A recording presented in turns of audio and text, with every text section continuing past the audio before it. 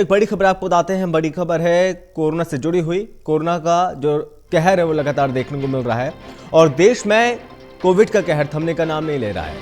देश में कोरोना के 24 घंटे में 89,129 नए मामले सामने आए, तकरीबन 90,000। ये आंकड़े वाकई में डराने वाले हैं, क्योंकि बीते एक दिन पहले जो कि 81,000 नए केस सामने आए थे, एक बार फिर से ये संख्या बढ़ती हुई नजर आई और तकरीबन 90,000 तक ये संख्या पहुंची है, 89,129 तक। और इसी के साथ मृतकों की संख्या में भी इजाफा हो रहा है।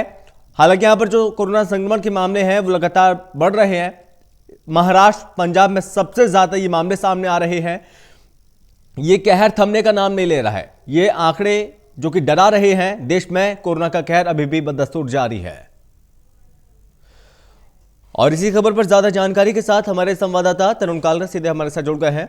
तरुण, यहां पर जिस तरह से आंकड़े बढ़ रहे हैं वो चिंता पैदा करने वाले हैं, डराने वाली आंकड़े। आज 89,000 से ज्यादा नए केस सामने आए।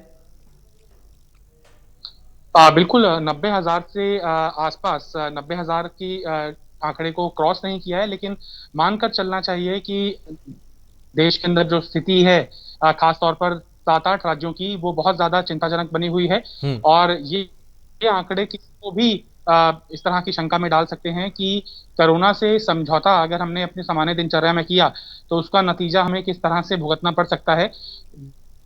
बावजूद इसके कि देश के अंदर 2-2 वैक्सीन है, बावजूद लोगों को याद बरतने की अपील कर रहे हैं, बावजूद इसके कि जो हमारी हेल्थ इंफ्रास्ट्रक्चर है वो पूरी तरह से इक्विप्ड है, लेकिन यहाँ पर सीधे तौर पर लोगों को ही जिम्मेदार ठहराना ज्यादा उचित होगा। चूंकि मार्केट्स के अंदर देखें तो अब जो कोरोना का डर था वो लोगों के अंदर नहीं रहा है। जो पहले हाइजीन जो लोग क्रिएट करके रहते थे, दिन में 2-2 बार नहाते थे, अपना बार बार हैंड वॉश करते थे, सैनिटाइज अपने आप को करते थे, वो हमारी दिनचर्या का हिस्सा नहीं रही है।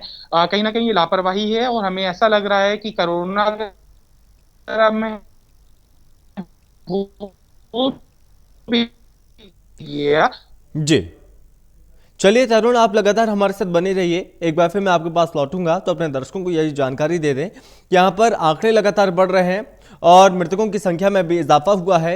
1,64,000 से ज्यादा लोगों की अब तक मौत हो चुकी है।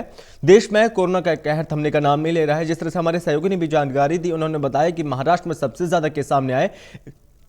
इसी तरह से 7-8 ऐसे राज्य हैं जहां पर केस लगातार बढ़ रहे हैं। सहयोगी हमारे साथ लगातार बने हुए हैं। तरुण, यहां पर आंकड़े जिस तरह से बढ़ रहे हैं, इस बीच मृतकों की संख्या में भी इजाफा हो रहा है। अगर हम बात करें तो कितने मृतकों की मौत हुई है कोरोना संक्रमण की वजह से?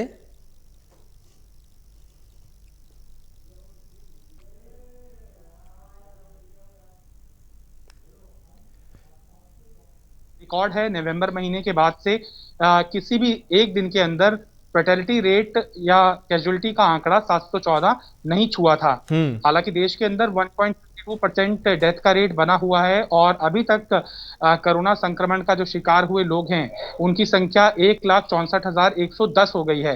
हम्म। लेकिन 714 का आंकड़ा दिन प्रतिदिन जो सामने आया है वो बढ़ता हुआ दिखा रहा है। जो ये स्थिति भी दिखा रहा है कि जो कोरोना का संक्रमण फैल रहा है और हम जब अस्पताल पहुंच रहे हैं संक्रमित मरीज, हम्म। उसमें अब वैसी तत्परता नहीं है, उतनी तेजी नहीं है। पहले हल्का जुकाम भी हुआ करता था तो हम बाकायदा उसका टेस्ट कराते थे और अगर पॉजिटिव हम आते थे तो इलाज उसका चलता था। लेकिन अब ऐसा लग रहा है कि लोगों को चूंकि मौसम के अंदर तब्दीली आई है, लोग सोचते हैं कि उन्हें सिर्फ वायरल फीवर है, जो कि सीजनल एक बीमारी है, जिसके कारण वो जल्द उबर लेंगे, पैरासीटामोल खा के अपना काम चला लेंगे या घर पर ही रहकर अपना काम चला लेंगे।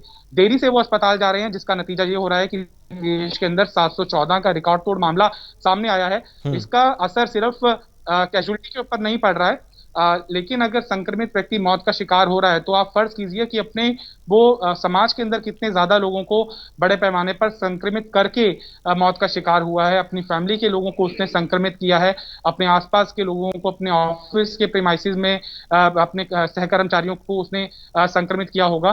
तो यहाँ पर इंडिविजुअल लेवल के ऊपर सोशल रिस्पॉन्सिबिलिटी के तौर पर अगर किसी भी व्यक्ति को हल्का खांसी जुकाम भी है तो उसको जरूरी है कि 48 घंटे तक अगर वो बना रहता है, उसकी तरह की हालत हल्का कोल्ड होने के बाद, तो उसे अपना टेस्ट जरूर कराना चाहिए। एंटीजन टेस्ट नहीं कराना चाहिए। केंद्र सरकार बार बार अपील कर रही है राज्य सरकारों से कि 70% जो टेस्टिंग उनके राज्यों में हो रही है वो आरटीपीसीआर की होनी चाहिए, हम्म। जिसकी रिपोर्ट 48-72 घंटे तक आ भी जाती है। प्राइवेट एस्टेब्लिशमेंट में तो 24 घंटे के अंदर आ जाती है। हम्म। तो हल्के में नहीं लेना है।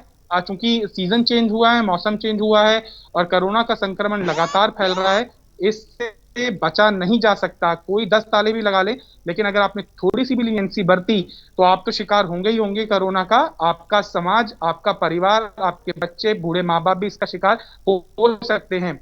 ये स्पिरिट हमें लॉकडाउन के दौरान महसूस हुई थी, जब हर एक व्यक्ति को लग रहा था कि सामने वाले को कोरोना है, लिहाजा उससे जी। सोशल डिस्टेंसिंग रखकर वो बातचीत कर रहा था। खाना खाना तो दूर की बात है, मास्क वो लगातार पहन रहा था। तो कहीं ना कहीं जो प्रोटोकॉल्स है उसका हम पालन नहीं कर रहे हैं और समझौता कर रहे हैं नियमों के साथ, जिसका जो नतीजा है वो आंकड़ों के जरिए सामने चलिए। आया है। 90,000 के आसपास मामले बहुत गंभीर सिचुएशन दिखा रहे हैं और महाराष्ट्र तो विकट परिस्थितियों से गुजर ही रहा है। आंशिक लॉकडाउन, और दिल्ली जी। के अंदर हालांकि केजरीवाल ने कल प्रेस कॉन्फ्रेंस कर ये जरूर इनकार किया कि लॉकडाउन अगर लगाया जाएगा तो लोगों के साथ बातचीत करके लगाया जाएगा, लेकिन हम्म। दिल्ली की स्थिति भी बहुत ज्यादा अच्छी नहीं कही जा सकती।